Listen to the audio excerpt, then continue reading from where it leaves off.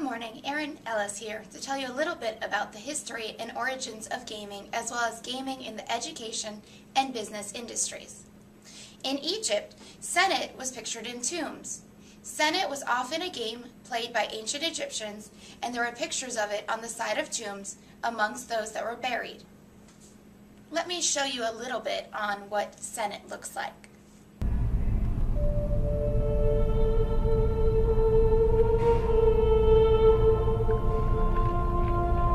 Egyptian Senet is a board game from ancient Egypt. It is the earliest known record of a backgammon and chess-like games. Later on, gaming continued on into the 1940s. Unfortunately, it wasn't really discovered by most people, but it was showcased at the 1940 New York World Fair. At the New York World Fair, the first game that was a game console that we saw was called Nimatron. It was based on an ancient Egyptian game called Nim. Nim had its basing with mathematical origins. You would have to line up certain sticks, and different sticks would be taken from each player's team. Unfortunately, 90% of the people who played Nimatron lost at the New York City World Fair. Only 10% were winners. In 1967, we saw the brown box make its debut. It was created by Ralph Baer. Ralph Baer was working for a military electronics contractor called Sanders Associates when he came up with this console. The brown box would be placed on a TV and would be attached to it, and then you could play your game on the TV. This, as we know it, brought video games into houses. Now, many people often look back and think that Atari was the first video game. No, the brown box console was. In addition, in 1969, there was a robot introduced on the educational forefront that was used to teach students how to code with mathematics and science in the classrooms. This little robot was called the Logo Turtle. In 1970, it was introduced to all schools across the United States. Then we move on from there, and who can forget the Oregon Trail? The Princeton mathematician John Van Neumann is where we find our roots in game theory. Game theory was originally showing an emphasis on games of conflict. It required interdependence after a time and became games of cooperation. Cooperation and/or conflict are two ways in which game theory can be presented to any kind of a business or educational setting. Now, when you're talking about game theory, we're talking about the science of strategy. If one player or opponent does something, the other player has got to think about how it would affect them. That is an insight into what game theory is, and it's often presented in educational and business worlds to help people learn.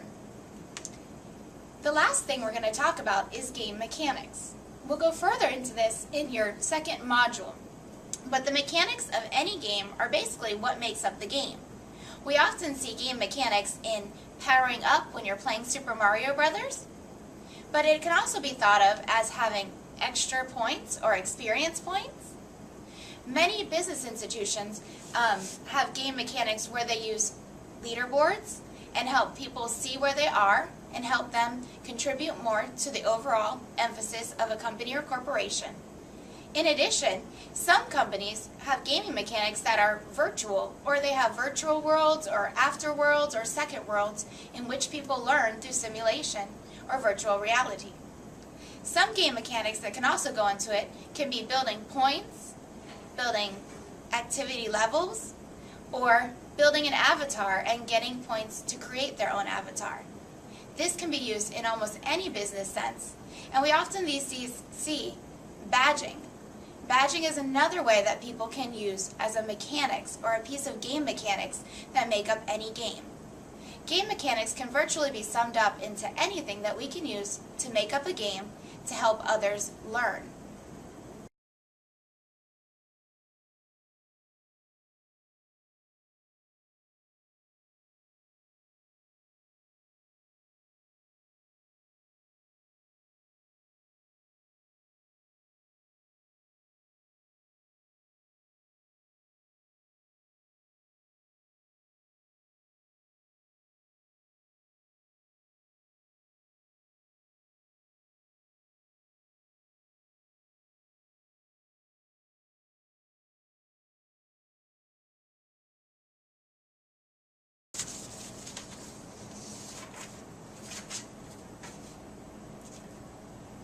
One major component of gaming seems to have brought it to life from actual warfare. Warfare and militaries go hand in hand. Militaries use simulations to test their battle strategies. In 1955, there seemed to be a crossover from the military into the business world. Rand Corporation adopted a United States Air Force game to provide training for their staff members. They first were branded the business simulator, Top Management Decision. Where would gaming be without warfare? Well, the United States military and the European militaries always used simulations for their battle strategies to teach their military. Warfare certainly has a big impact on the gaming industry. Militaries all across the world have used games to test their battle strategies. This is a big component of warfare during World War II. A lot of simulations were provided to show that the military knew how to test out each strategy they were going to use before traveling to Europe. In addition, there was a crossover from the military to business in 1955 in the world of gaming. At first, the Rand Corporation adopted the United States Air Force games for their staff training. Later on in 1955, a company called Top Management Decisions was the first branded business simulator on the market to be used in businesses to train employees.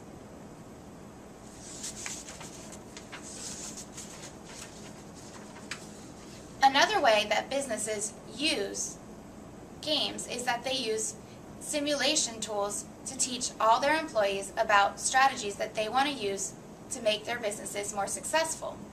Some places even manage micro-worlds, or worlds completely virtual on a computer or behind a web browser to teach their employees how to do what is necessary.